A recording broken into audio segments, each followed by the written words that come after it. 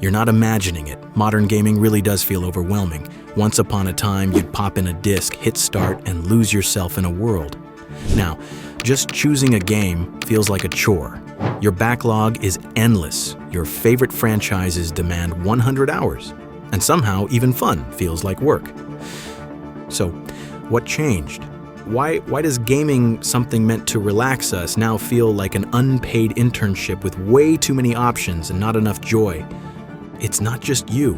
Millions of players are quietly burning out while staring at beautifully rendered menus, wondering if they have the energy to press continue. And it turns out the problem runs deeper than just long tutorials or massive maps. From the moment we boot up, we're hit with something new. Notifications, updates, logins, timed events. But that's just the start, because the next reason will make you rethink how you play entirely.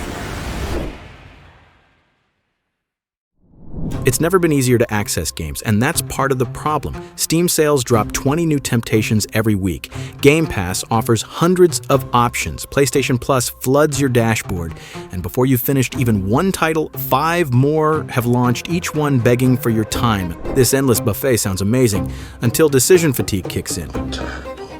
You scroll for 30 minutes, can't decide what to play, and end up watching Netflix instead. Sound familiar? Backlogs used to mean a few shrink-wrapped games on your shelf. Now it's digital clutter that whispers guilt every time you open your library. And it's not just choice, it's pressure. Gamers feel the need to stay caught up, to join the hype, to avoid spoilers. There's no pause button for the internet. But here's the twist. Even once you pick a game, you're not safe, because that game probably never ends. You pick a game, finally. But now you're dropped into a map so massive it needs its own zip code. 200 hours of content, hundreds of icons, side quests stacked like a to-do list. Instead of excitement, you feel exhausted. Open worlds were supposed to give us freedom, but now they feel like second jobs. Games like Assassin's Creed, Horizon, or Elden Ring boast gigantic worlds. Yet players often wander aimlessly, ticking boxes without joy. It's not exploration, it's obligation. And the worst part, if you don't complete everything, the game keeps reminding you. Unfinished quests, unopened loot, unread codex entries, you're never just done. Some players love the scale, but for many, it's become a source of guilt. A game you never finish is a game you never feel closure from. But the grind doesn't stop there, because now, even fun is locked behind daily tasks and login bonuses. Remember when games let you play on your terms? Now, many demand you clock in daily, like it's a job you never applied for. Battle passes expire. Login streaks reset. Limited time events punish you for missing a day. Instead of relaxing, you're racing a timer. Even cozy games aren't safe. That daily checklist in Animal Crossing or Genshin Impact. It's designed to keep you coming back, not always because you want to, but because you'll fall behind if you don't. Suddenly, the joy of spontaneous play is replaced by a sense of obligation. And multiplayer titles? They treat every player like a competitor in a global league. If you're not grinding, you're losing. Not just progress, but status, rewards, bragging rights. And it's not about having fun anymore, it's about keeping up. But even when you do show up, the game's often unfinished, because today nothing launches complete. You've committed to a game. You're invested. But just when you're getting into the rhythm, there's a 30 gigabyte patch, or a major update that reworks everything. Or worse, half the features are coming soon. Modern games rarely ship finished. Day one patches are expected, entire modes are delayed. Live service titles launch with a roadmap instead of a product. And you? You're the beta tester paying full price. The promise of constant updates sounds great, until your save file becomes obsolete or your favorite build gets nerfed. You're left chasing a moving target. Worse, it creates anxiety. Should I play now or wait until it's done? Some gamers skip launches entirely, fearing broken mechanics or content droughts. Gaming used to mean permanence, now it's all shifting sands. And when everything changes week to week, how do you ever feel satisfied? But here's the kicker. Even when games are complete, they overwhelm with too many choices. You've made it past the updates, logged in, and now you're paralyzed. Do you invest in stealth or combat? Which skill tree? Which weapon mod? Which ending? Modern games offer too much freedom. It sounds empowering until it isn't. With every decision comes the fear of making the wrong one. You hesitate, second guess, reload saves.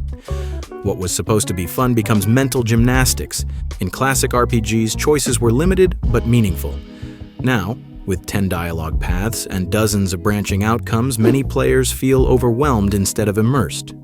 Even crafting systems and inventory management feel like spreadsheets. This overload doesn't enhance the game, it dilutes it. You're not building your own story. What the f*** is this? You're managing complexity. And ironically, with all this freedom, many players quit before finishing. Not because the game was bad, but because it was too much. But maybe this isn't just about the games. Maybe it's about what we left behind. There was a time when games didn't ask so much of us. You had a few cartridges, a single save file, and nothing to unlock except the joy of playing. Simpler graphics, limited features. But somehow, those games felt richer. You didn't need 200 hours to feel immersed. You just needed Super Mario 64, Tony Hawk, or Pokemon Red. Games that respected your time and attention. Back then, less content meant more focus. Fewer mechanics meant deeper connection. No patch notes, no battle passes, just play. Nostalgia isn't just about pixels or music. It's about how those games made you feel free, excited, and never stressed.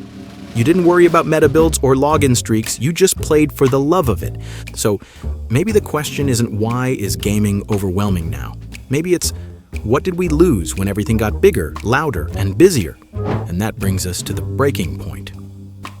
Somewhere along the way, gaming stopped being an escape and started feeling like a burden. We were promised more freedom, more immersion, more everything.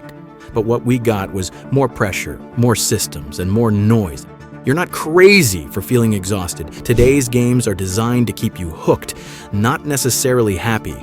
They demand your time, your focus, your wallet, while disguising it as content. It's not just the games, it's the culture. Social media tells you what to play, when to play it, and how to optimize every minute. If you're not grinding, you're wasting time. If you're not caught up, you're missing out. This isn't how it was supposed to be. Gaming became a place where we were supposed to feel powerful, immersed, alive. But now, it often just feels like work dressed in pixels. And for many players, that realization is quietly breaking their love for games. But here's the truth no one tells you. You don't have to play everything. You don't have to finish everything. It's okay to step back, to play one game slowly, to quit halfway, to revisit the titles that made you fall in love with gaming in the first place. You're not behind. You're not failing. You're just overwhelmed by a system designed to keep you chasing more. But real joy in gaming doesn't come from completing every quest or unlocking every achievement. It comes from feeling something. That spark, it's still there. You just have to give it room to breathe. So if you've been feeling burnout or disconnected from the hobby you once loved, know this, you're not alone. And maybe, just maybe, the best way forward is by going back to what made gaming fun in the first place.